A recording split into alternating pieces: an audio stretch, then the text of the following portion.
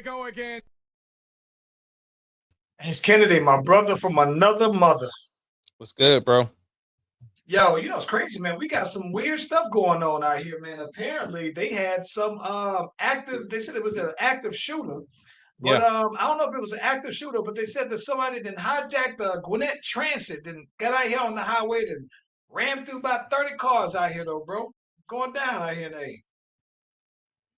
Eh. Y'all good Yeah, though, yeah, right? yeah. We straight. I guess that's one of the perks of working from home. You ain't got to worry about leaving the spot though. Something crazy happened. You should be good though. So hey, Right. Yeah, it'd be crazy to say if you had an active shooter at your job and it was in your house. oh man, listen, let me tell you, bro. Yeah.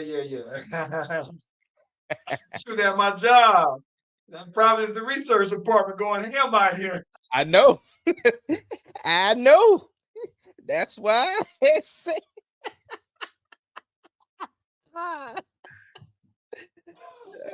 Well, listen, if you haven't already, be sure to like and subscribe to the Slash Brothers YouTube and Facebook pages as we are live on both platforms at the same time.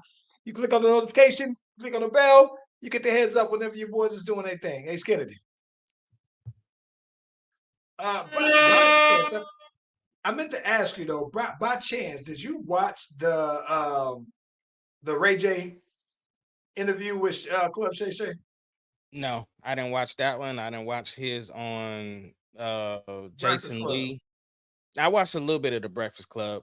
I ain't watched Jason Lee's either. Listen, I'm just kind of curious, right? So Mhm. maybe like I'm just kind of curious on like what exactly did and listen, by all means, this is gonna not sound like a bad thing, but what exactly does Ray J have going on currently that he's on this like press tour, right? Like he's did the Club Shay Shay thing. He's Mhm. now with Jason Lee, and I didn't watch any of them. I've seen some clips from the different interviews though, man. But what does he got going on that warrants this current wave of attention? Tronics TV. Phonics TV, Tronics. Tronics TV. Yeah. So Tronics What is TV is so think love and hip hop to the umpteenth degree, where it's like they promote the fights. Like they want people to fight on there. Like it is about the fight. Like, and they mm. can get physical on there. So it's There like are, Bad Girl Club. I guess you can say that. I've never really seen Bad Girls Club, but I think that's around the element of it. But yeah, so so much so there's so much violence on it that they rival with Zeus. They go back and forth with Zeus, and that he has a beef with the owner of Zeus. But so much so to where Brandy don't even like want him around for stuff. You know what I'm saying? Like she's just like, man, I don't even want the end because Ray J comes, they have cameras shooting at all times. You know what I'm Right. saying? And so Brandy's like, nah, I don't even want that type of energy around. It's crazy because he was saying that some of his people had been to some events that Brandy was at and was like telling him about it, and he was like, dang, I ain't even get that invite. So that's what he's got going Yeah. on. And then, of course, anytime you go to Club Shay Shay, you say something on there, and then so of course everybody want to interview you after that. So Ray J is very much a promotion machine. You know what I'm saying? If you have him on for something, you gonna definitely end up with a sound bite or two. But I think I've heard it all from Ray J. Nothing against him. I think he does an excellent job on promotion, and like I said, he is a walking promotion himself. He don't necessarily have nothing going on. He's like a milder version of Draco. You know what I'm saying? So That's a good comparison because I saw him the other day with the not the other day, last week. He had the tattoos in his face. And it made it look like, you know what I'm saying, it was a real thing. Then he don't got the tattoos now. And I was just like, yeah.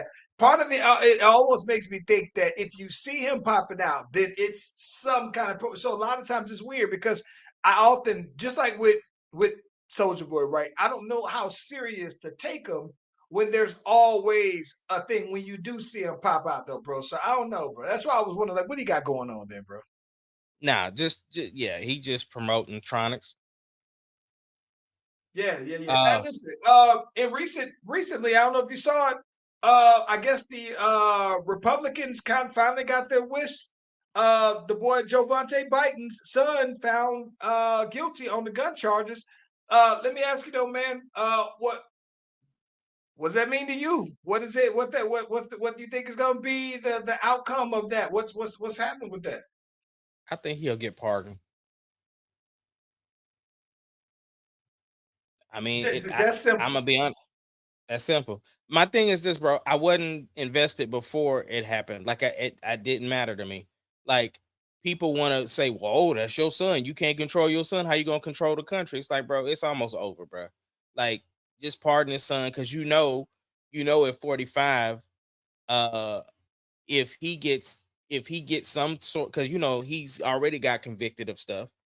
He's a convicted felon, and he's going to do appeals. So then by the time the appeals come by, if he ends up being 47, then uh he gonna pardon himself. So that's what I'm saying. Like you might as well just pardon your son as a pardon gift and keep it pushing, bro. I think that this is a thing. I am kind of curious though, right? Because I guess to me, I haven't been following along with this one, nor have I cared enough to follow along with it enough to understand the extent of the charges, what the significance means, but also now that he's being charged, like this is something that's been going on for some years, right? So Hmm. I'm thinking like, all right, well now that he's been found guilty of it, right? What is the for a Republican who's really been waiting for this day, right? I just wonder now that it's come, like what exactly are they expecting to see happen? Like, are they saying, "Oh, okay, well, let's just say even if he worst case scenario, he goes to jail, right? He goes to jail, he's whatever he's found guilty. Like, it doesn't change the country, it doesn't change, it never changed my day to day. That's why I didn't care one way or the other. But I am kind of curious. There were a lot of people invested in this particular trial, though, bro. And I'm just kind of curious on what they were expecting to happen before and what they expect to happen now. Yeah, but you got to understand, for them, it's all, well, see, Trump was right about this. So if he was right about this, what else is he right about? You know what I'm saying? Like now they're gonna be trying to go after Hillary. Now they're gonna be trying to go back after Obama. Like that's what I'm saying. Like it's a win for them for the fact that okay, we are finally sticking it to the Democrats. Yeah. So let me ask you this though. So this is another thing that we're talking about courts and pleas. So I don't know if you've been following along. I've been following along loosely with the Young Thug trial, bro. And Mhm. it is probably listen. Netflix needs to have a documentary on the Young Thug trial because Yeah, listen, thoroughly entertaining. It's comical. It has a lot of layers and a lot of the ingredients that make good documentaries, right? So just the other day, his lawyer was basically found to be in contempt of court, basically, though. So he gets locked up, right? And and says, "Hey, since you locking me up, won't you lock me up with Thug then? Let me sit with Thug, right?"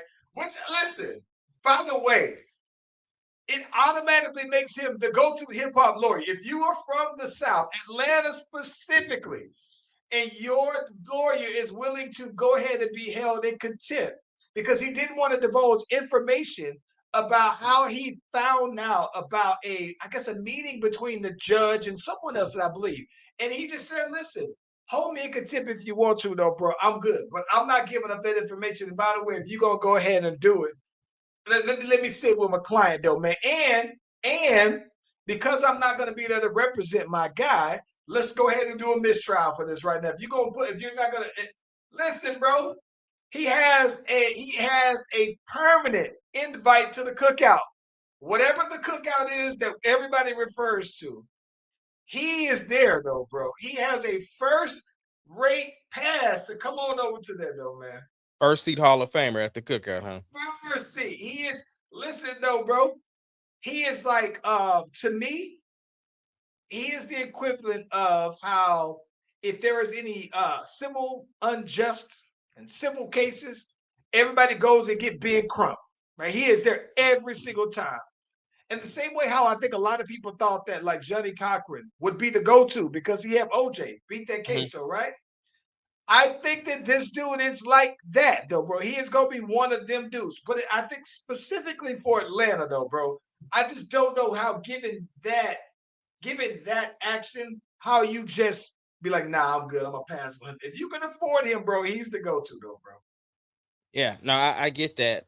Especially, when you got somebody that's willing to fight for you like that. So Facts. Facts. Yeah, I thought it was absolutely listen. It like I said, the whole entire thing has been mind blowing, but that was one of those things that I just wasn't expecting. Now, the people that are taking the stand are absolutely hilarious, and that's the one thing I can appreciate. So, does make me look at it does make me look at Gunna differently now. Not too much of a like, but I understand some things more now. So all of the people who have gone up there who they've tried to get to testify against Thug have basically been like, yo, I didn't see nothing. One dude was like, I can barely even see. I can't even see your face. Uh, all of the people who've gotten up there, they've done what they were supposed to do. Which right. also tells me that if Thug, because if Gunner has gotten up there and people's like, oh, Gunner's a rat, blah, blah, blah, blah. I think no. I think Gunner did what he was supposed to do. I think that overall, not to say there was collusion, but there's no way I think that Gunner gets up there on the stands and goes at a different path than what everybody. I think that it's all part of the same thing. So for me, I look at I don't look at usually when we grew up, it was like taking the stands was enough. You just don't. You take it whatever penalty, that's just it though, man. And I think that was the reason why somebody like Young Boosie was the boy, not Young Boosie, Lil Boosie was mad. But I think that was all planned though, bro. Because these boys is up there, grade A cutting the fool on the stands though, bro. Absolutely. Yeah, it's definitely been an interesting trial, and you know, I'm just wondering what's gonna happen because there seems to be so much going on. You might as well call it a mistrial. What you think?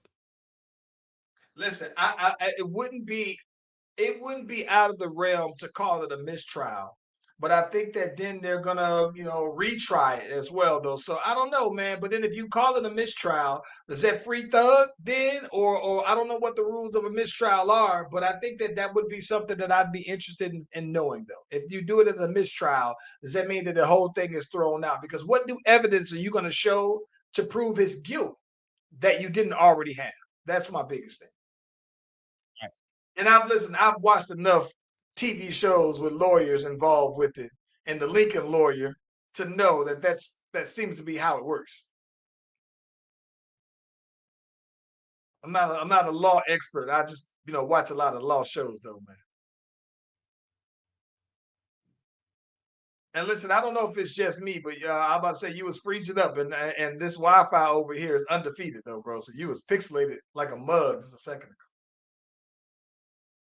No, I had to switch my so I keep my stuff on an extender and it was connected to my other Wi-Fi. So I was getting this message. So I had to switch it. Ah, ah. I switched mine to where What we got now for I'm for right today? next to my. What's up? So what we got for today? Hey, listen, man. The Mavs cook two down 2-0. They heading back to Dallas. Are they done though? No, no, they're not done. The only way they'd be done if they lose tonight, they're done. Because it's still 2-0. They're going home. Porzingis is shaky. Tatum still ain't playing up to par. All it's gonna take is for Kyrie to have a great game. Luca's bound to have a great game. Uh, Dallas just has to play better. Period. Uh, they gonna have to do something with Drew Holiday, but no, they're not cooked. They won't be cooked unless they lose tonight. What you think? I'm gonna keep it a stack. I think overall they cook. They cook low and slow like some collard greens, bro.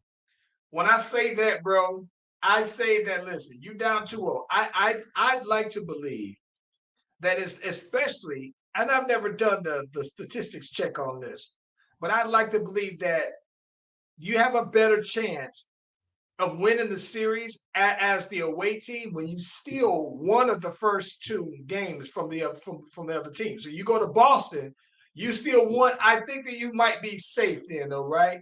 But I think going down 2-0, here's the thing that I'm very surprised about. What I'm very surprised about is I'm very surprised that Jason Kidd has not made any good adjustments yet. Because here, I think it's mind blowing that you are clearly missing shooting and you haven't found a way to get Tim Hardaway Jr. on the court. And he's your shooter, basically, though. So that's but he hasn't made any kind of adjustments that I would think, oh, these are like game changing adjustments, nothing. So because of that, maybe it's just like, hey, what we got is what we got. And that I can only go with that. Now, I'm sure I can see Kyrie turning up. You know what I'm saying? But at this point, though, man, I guess I'm just saying, like, I posted the other day that the Mavs are playing like it's a regular season game.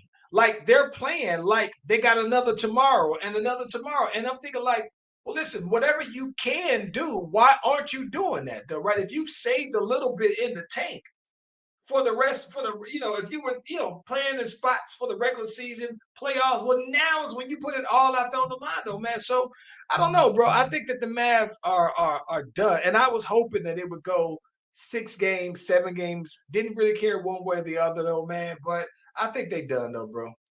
I'm gonna keep it all the way funky with you. I ain't really watched the games anyway. I So didn't either. yeah. I think I started watching the games at the third quarter and maybe halfway through the third quarter. By the time I've been watching the games, the Mavs have already been down by so much that I was just like, It just hasn't been a priority. Like if I flipped to it a couple of times, but not invested. Like it ain't even about the Thunder not being there. It's just I'm not excited about them two playing. Like I said, it was like I will say that the win was taken out of my cells for basketball after the Thunder got out. Like just a mm, real good season and not salty. Like, rightfully so. We lost, whatever, like that. I'm excited for next year already. But it was just like the season's over and it's just over for me. Like, I mean, it was such a great season that I was just like, all right, I'm good. I get what you mean. I get what you mean. I don't know, but listen. Let me ask you this though. I'm with you as well. I don't really care one way or the other. But if I had to say who I thought what I if they was good, they could. I don't really see them making any adjustments. And listen, for that matter, like even when they were like Luka's the only one doing something, I'm thinking like bro had like one assist. Like he was not passing the ball at all. Like nobody on the Mavs had a high number of assists. And so, let me ask you this though. Let me Hmm. ask you this. Okay, do you think there's something to the chatter about who's the best player on Boston? Meaning, Jayson Tatum hasn't been shooting it particularly well all playoffs long, right? And so throughout the playoffs, Jaylen Brown has been looking like he's been playing the best. And I don't know if that's a reflection that he's the best player, but he's certainly been playing the best. So do you think at all like that? Do you think he's here? I know that you try to mute that kind of noise. We think Jason Tatum's hearing that though. Oh yeah, absolutely he's hearing it because, just like when he responded to the whole Stephen A versus Isaiah Thomas thing, right? He hears it, but it's not his team, it's Tatum's team. When they put up Boston versus somebody, it's Tatum's face because for a reason. He's having a very bad finals and he's having, whatever. But I love what he said. Like, look, I'm still gonna put up my shots, but at the same time, my ego, we winning. So, like at the end of the day, my contributions to get us here and then now the team is taking it on. Like that's what we're supposed to do. If one of us is struggling, the other one's got to take over. It's kind of how we look at Kyrie and Luca, right? If Kyrie is struggling, Luca better pick it up. Or if Luca's struggling, then Kyrie need to pick it up. So it's one of them things. That's why you have the stars on your team So to me, no, he's not better than Tatum, but at the same time, he is playing better than Tatum right now. I'm gonna be honest with you. I like him better than Tatum. I I know always you have. do. Yeah. But I think the thing that the thing I think that's the most interesting to me about that too, right, is that I'm gonna say respectfully, I I for some reason I thought that that mattered to Jayson Tatum. Like I do respect the fact that he said no. I'm gonna continue to play my game. I'm gonna keep trying. But I thought that things like the Finals MVP in their first ring, I thought that mattered to him. And No, no, maybe no, I don't no. feel. It does matter to him, but I understand his point of at the end of the day, he's not playing well. It's not like he's not trying to play Yeah, well.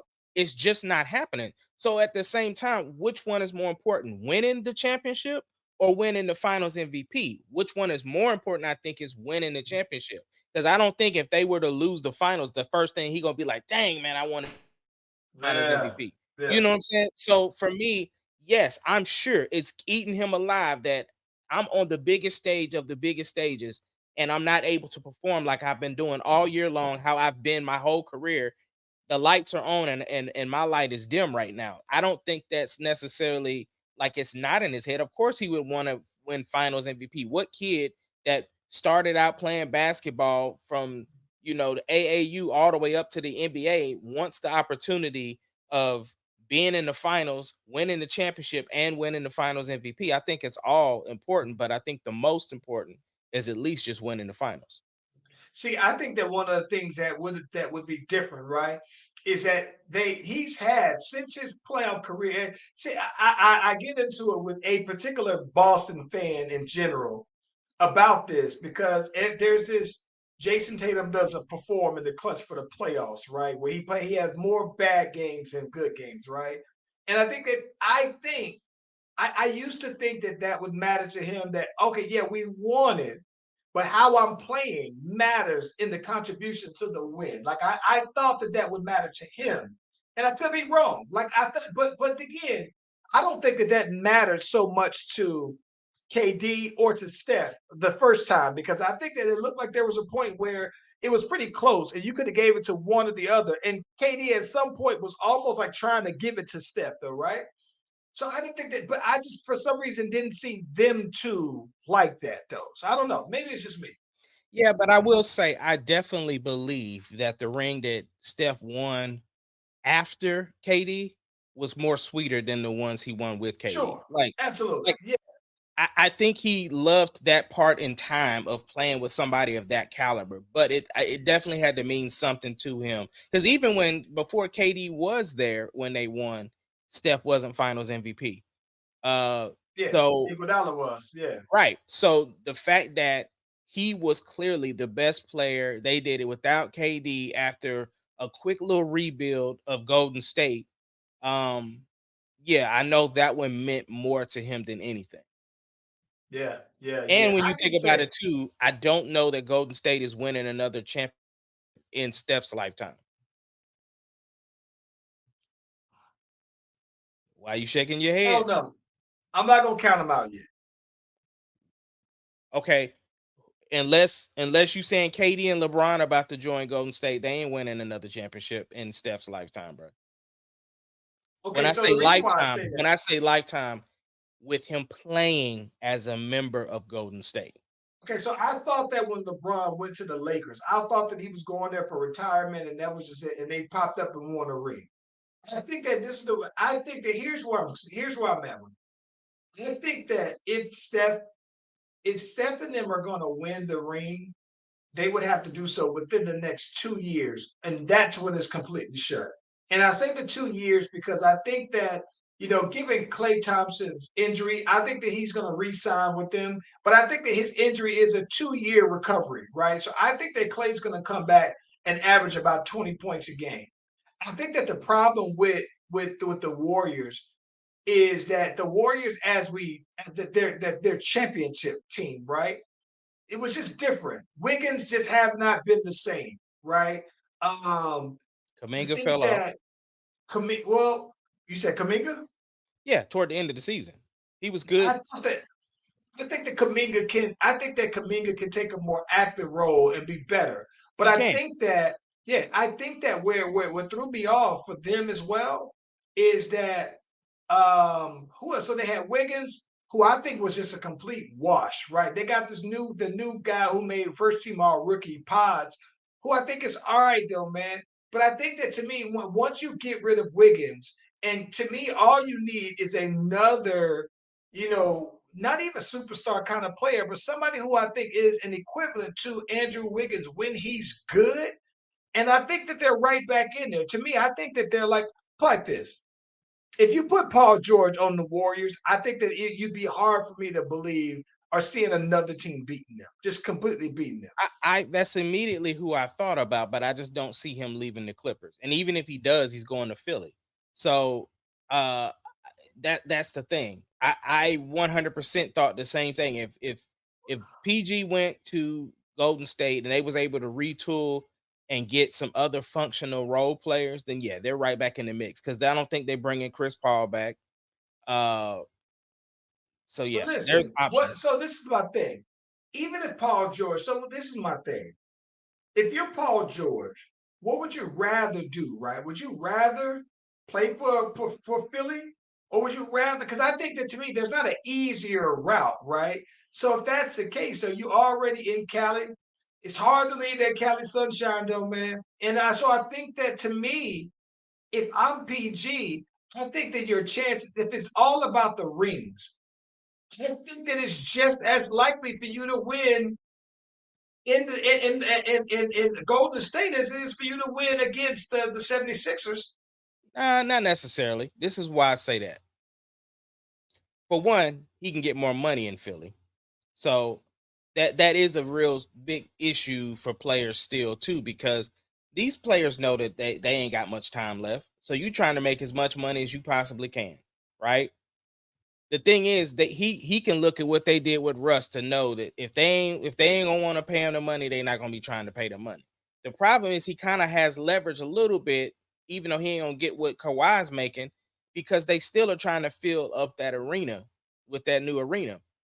The thing is that you have if Embiid can be helped healthy, and that's always a question. Well, shoot, him being healthy is a question. So if they can be healthy, it's an easier path in the East than it would be in the West. I don't think so.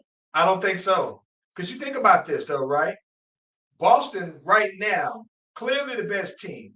The Knicks are still better, and they didn't have Julius Randle, who was hurt for the rest of that season, though, and Jalen Brunson is there, right? I think that then you still get a whole healthy Giannis and Dame playing. I think that you get Jimmy back with the set with the Heat and them rebuild and retooling their team. That's there. I think that then you still have to look at somebody like Orlando, who they were a sleeper, but they're going to get a little bit better as well. They're going to be more seasoned there as well.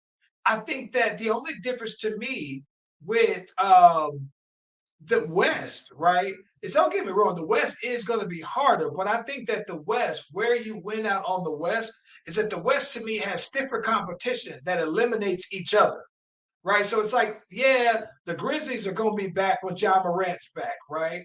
The Timberwolves are going, they're there.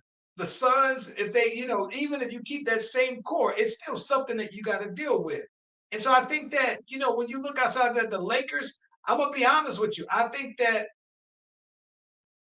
would go 7 games, and it's a coin flip of who I think would win between them and the Warriors, though, man. So yeah, there are some great teams out there, and the Nuggets are still going to be the Nuggets. So I think that I don't see anybody who would just wash the Warriors at full health and that one person away. PG on that team. I just don't. I don't know. That's very dependent on And Clay. it gotta be a two-way player. And to say if you tell me that Clay's gonna come back and give you 20 a game, because I think that Clay wasn't as bad as people think, bro. He just wasn't what he was. Clay averaged about 16 or 17 points a game, and he previously averaged 20. He just didn't look the same. But I think that his injury is a 2-year injury, though, recovery wise. And I fully expect for Clay to come back. And I think Clay is going to come back and average 22, bro. Well, 22 is what I expect. see. Speaking of the Lakers, bro, what are we doing with these boys not got don't have a coach yet? Man, listen. Um, I think that I'm blown away when I hear people talk about this as a reflection of LeBron, or what does it say about LeBron? And I think that really, when it comes down to it, though, bro, I think that it says a lot about the Lakers front office, right? Because when Mhm. you look at it, when you look back at it, right, in my lifetime with the Lakers, the last time that I've seen them really be great for a long time, right? When I say great, I mean winning championships multiple times over. Pat Riley, years ago in the 80s, and then Phil Jackson with the Lakers. And the difference to me, when you look at those, is that Pat Riley went on to be a general manager. Phil Jackson went on also to be a general manager at some point. So these are coaches who have more control than what I think that a lot of what these current Laker general managers are willing to give on up. And so I think that to me, when you go out and you really put them under a microscope, right? And you say, all right, well, over the last like 10 years, right, while you had the boy Frankie V, right? You fired him after he won a championship, 2 years after he won a championship.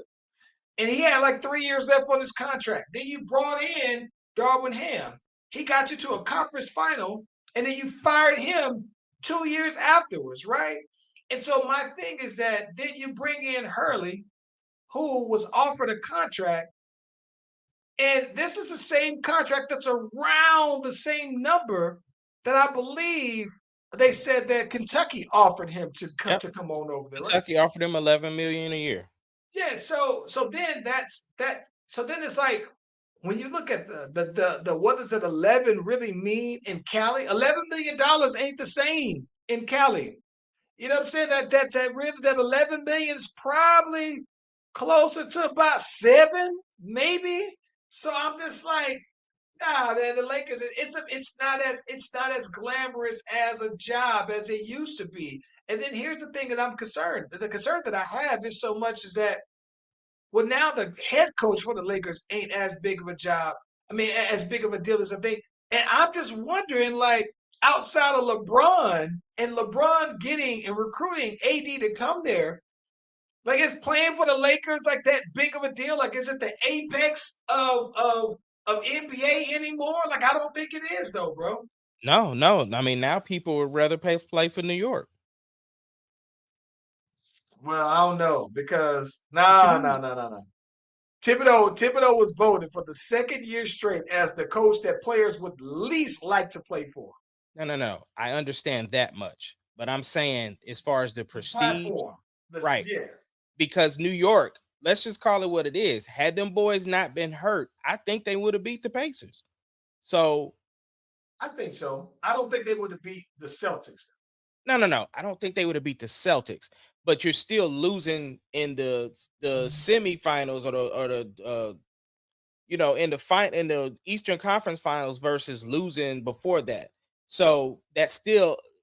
But you look at the Lakers, like they were healthy and they didn't get far. You know what I'm saying? So I don't know. And But now it's an unknown. here's what I think, bro. I think that the Lakers being the apex, like people used to say, oh, the NBA is better when the Lakers are good. And I always hated when they said that, right?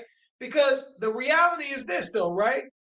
Like you and I aren't Lakers fans per se. I'm a LeBron fan, right? And I think that small market teams over the last little while they've been bubbling, and they're there, right? So I think that you look at it when we lost. When I say we, I mean the Thunder because my boy Lou Dort.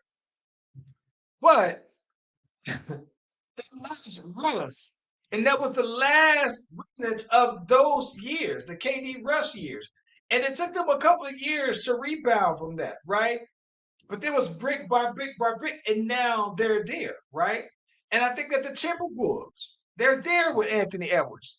And then the Grizzlies, they're there with Ja Morant. The Pelicans, they can be there with Zion if he stays healthy for the whole entire time. These are all the small market teams where they've been trashed. They've got that generational player that's put them on. And now, because of those max contracts, you can't turn down that kind of money to stay. And I think that now that's to me made the last 10 years or so Whereas like these small market teams now have the players to where I don't think that playing for the Knicks or the Lakers are as big of a lure. Like it's not like I don't think that you can go to the Lakers or to the Knicks and your brand as a player becomes any bigger. Like it's not like to me, it's not like playing for the Dallas Cowboys, right? Like respectfully, I don't think that Dak Prescott can put up the same kind of statistics that he puts up and then do that for the Jets or do that for Denver and have the same prestige, celebrity endorsements that he has in Dallas. I don't look at playing for the Lakers as playing for the Dallas Cowboys, all right? And but I think a lot of that also has to do with the fact that, the incentive to once you've lost and now you got your generational player. Well, now, as long as that generational player stays with that franchise, you're incentivized to want to go to them. So the Spurs, right? People are going to want to play with Wemby, though, right? Like, what I'm saying? Like Paolo, people, I think that in the next 4 or 5 years, and you see what Orlando is, I think that you'll want to play with them, though, bro. And so I just don't think that they're what they used to be, though, man. I just don't. No, they're not what they used to be, but I'm just saying it's still the name. Like it is just like you said with the Cowboys, it's still the Cowboys. So, you know what I'm saying? You still got those powerhouse teams that just has a name that but the coaching decision right now is not showing that they are because I mean, I think they done burned that bridge with JJ Redick. They gonna almost have to double whatever they was trying to pay him. So Yeah, yeah, yeah, yeah, yeah. Yeah. Hey, I got to ask you then. Caitlin Clark left off of the USA team, though, bro. mhm. Everybody make it seem like it's the worst thing ever, though, bro. What you think? um, I'm gonna say this. Optics wise, it is a mistake, right? When you have the poster child for the WNBA, you have the opportunity to have this young woman to be a vital face for women's basketball for Team USA. But at the same token, she has no experience. She is a rookie. There are a lot of other talented females that are playing for the WNBA. So you have to respect the individuals that made the team.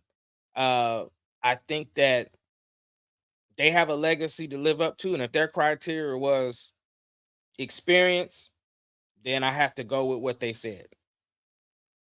I still think, like I said, from an optics perspective, having one of the biggest names in that sport left off, it wasn't like she would have to have played long minutes or big minutes, but to at least have her uh, in the space, I think that it would have been a great idea to include her on the team. It would almost be like, you know what I'm saying, if Wimby was to go out for the USA men's team and he wasn't now granted, I get it, he plays for France, but I'm just saying the top tier rookie for the United States not playing for the United States team, I just think would have been a big miss.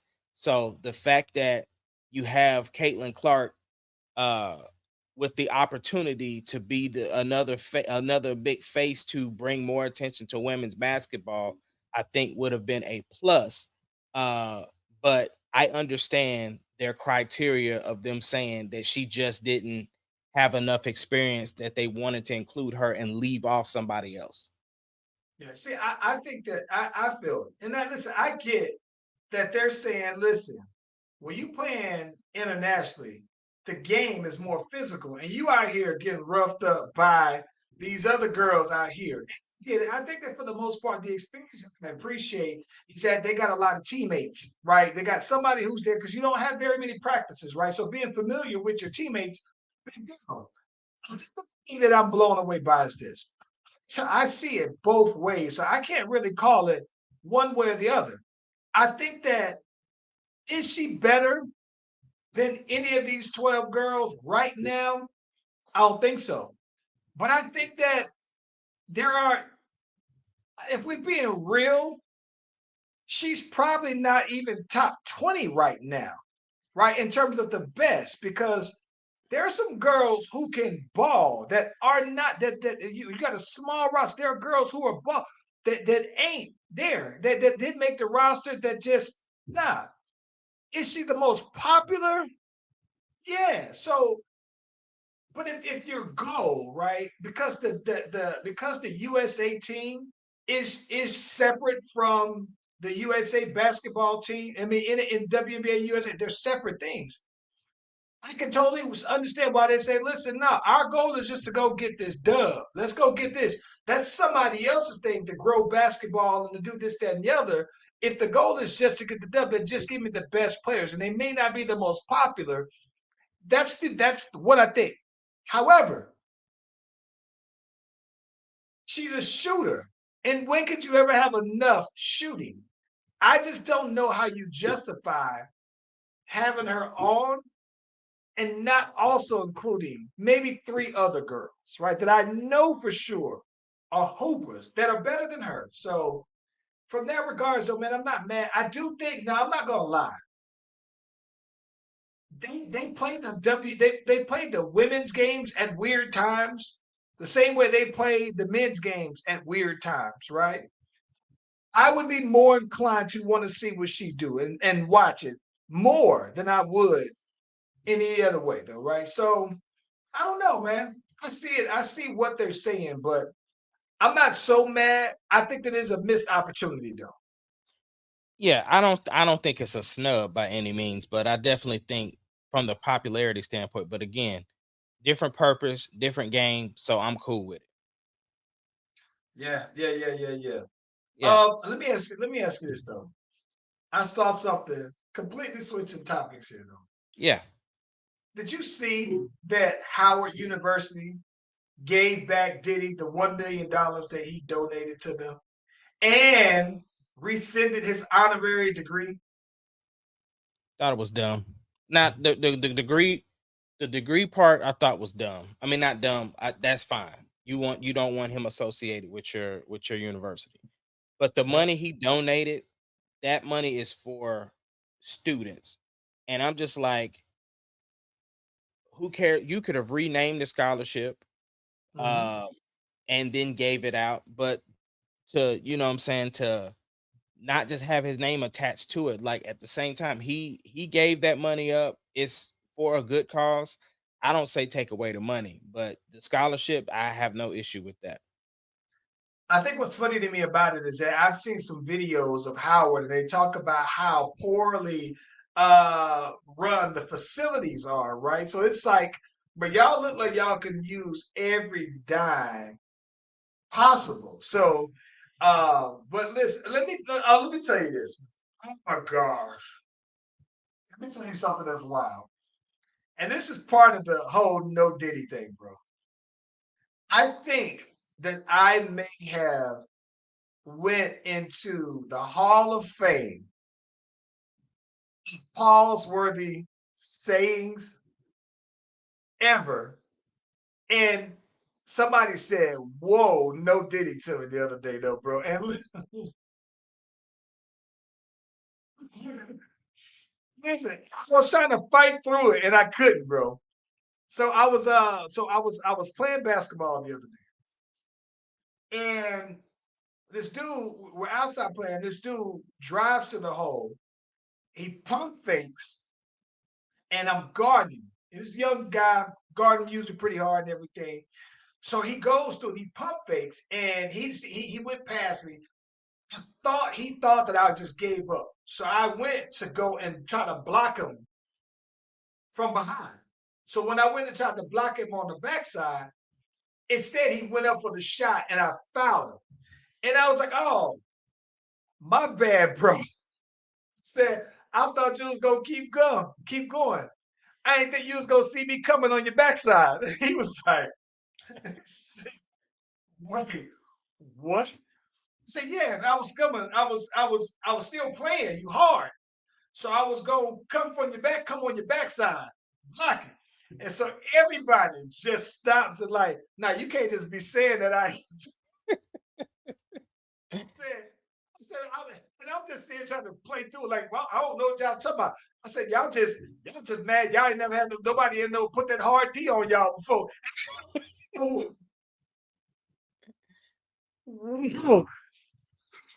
So I said, I'm like, that hard D, them putting the hard D, man. I tell her, come on the backside. They was like, dog, just stop. Just stop trying to explain it though, bro. You making it worse. And I died laughing because now the next day I can laugh at it hard though, bro. Trying to explain it though, man. They was just bro. You making it way worse though, bro. So yeah, Yeah, that was, boy tried to fight through it. It just made it worse. I was trying to fight through it though, bro. And they said, "Nah, you Hall of Fame worthy. That's one of the worst ever, though, bro." No No Diddy. did. Yeah, man. Uh man, there's not really much going on right now Yeah. worthy I'm of. about to ask you what you got. What you got going on for the week? Man, I am singing at our uh Juneteenth celebration tomorrow at work. We're doing it this week because, of course, we're off for Juneteenth, and Wednesday is typically the day most people come to the center.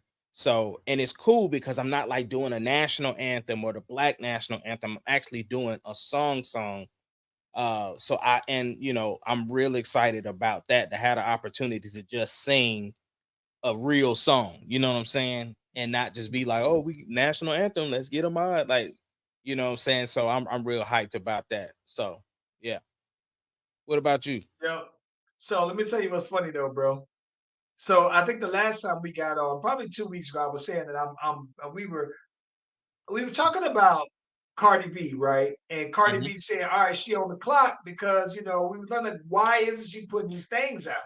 And I think that one of the things that's been different, and this is one of the things that you and I have struggled with, not probably not to the extent that she has, because of her scale, but it's just trying to look at the climate of music and releasing music, and especially bigger projects and everything, right?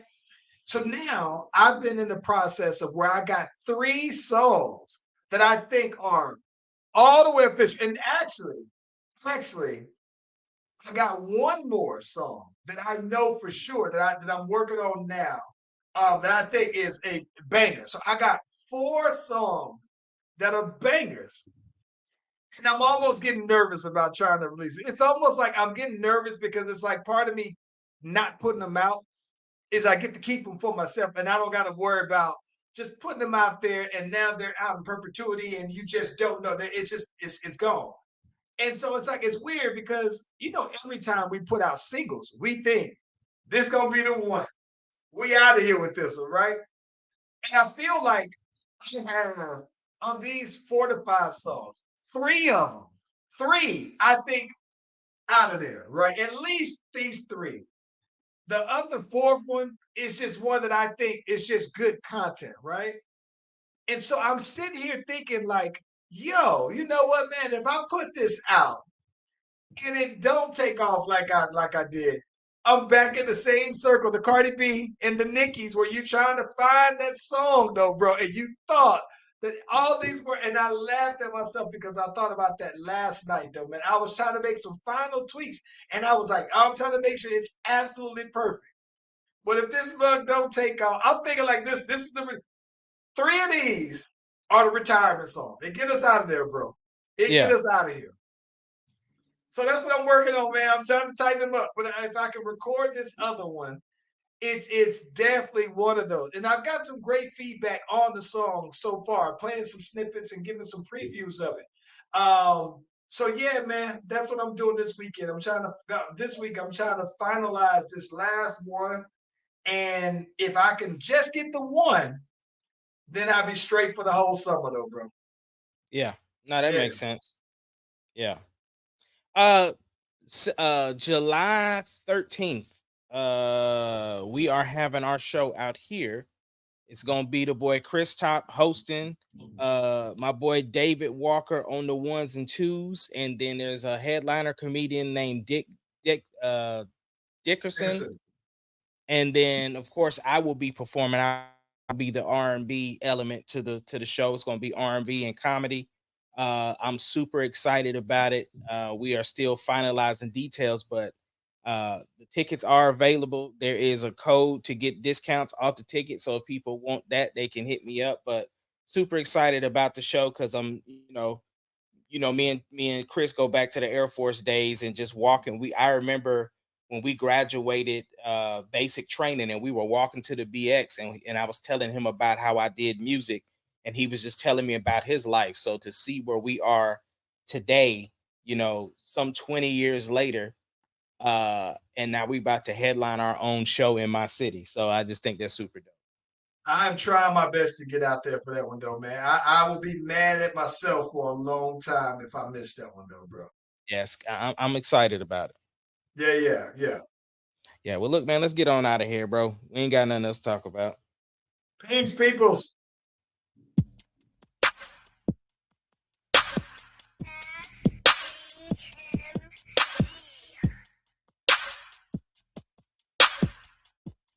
It doesn't matter what your name is. The Slash Brothers Podcast, the greatest podcast of all time. The Slash Brothers Podcast, the greatest podcast. Can you dig it, nigga? Stuck up.